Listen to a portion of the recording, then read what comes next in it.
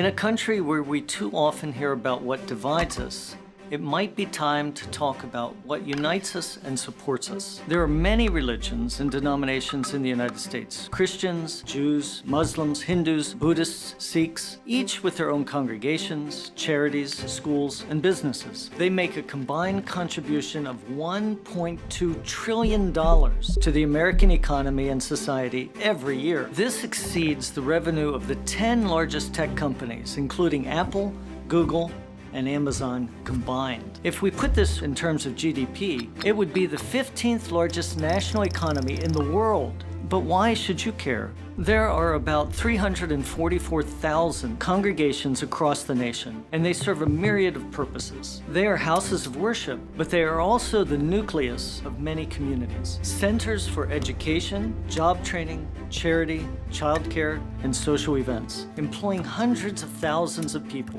creating jobs, and spending billions on goods and services which support local businesses. They fund over 1.5 million social programs and gather together more than 7.5 million volunteers. The effect of religion isn't intangible, it's measurable.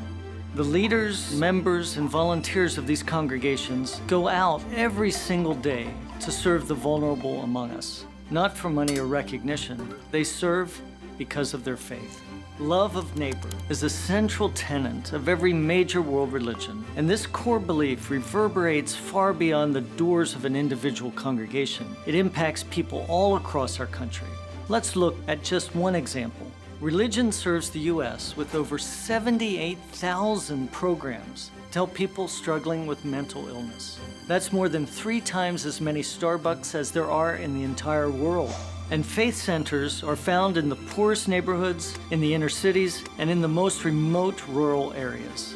Without the influence of religion, many of these programs would disappear, and the communities that thrive because of them would wither. 56,000 groups dedicated to improving race relations. 129,000 groups for people struggling with alcohol and drug abuse, 25,000 groups providing support for people living with HIV/AIDS, 120,000 groups to help the unemployed, and 25,000 groups dedicated to discussing ways to reduce pollution and improve our environment, all gone. All these social programs are solely congregation-based. I haven't even mentioned national charities yet. 40% of the largest charities in America exist because of religion. They're there to help us in our darkest hours, in times of natural disaster, crisis, sickness, when we're hungry, abandoned, and all alone. While religions may not always agree theologically, at their core, they all create and serve communities and culture. Together, they have inspired and built businesses that contribute $436 billion to our economy every year. Together, they run healthcare, higher education, and charity institutions that supply people with the help they need, adding another $303 billion. And religious congregations alone add $418 billion to this total, $1.2 trillion. The socioeconomic impact of religion on the U.S. can't be overstated, whether directly or indirectly, whether we realize it or not.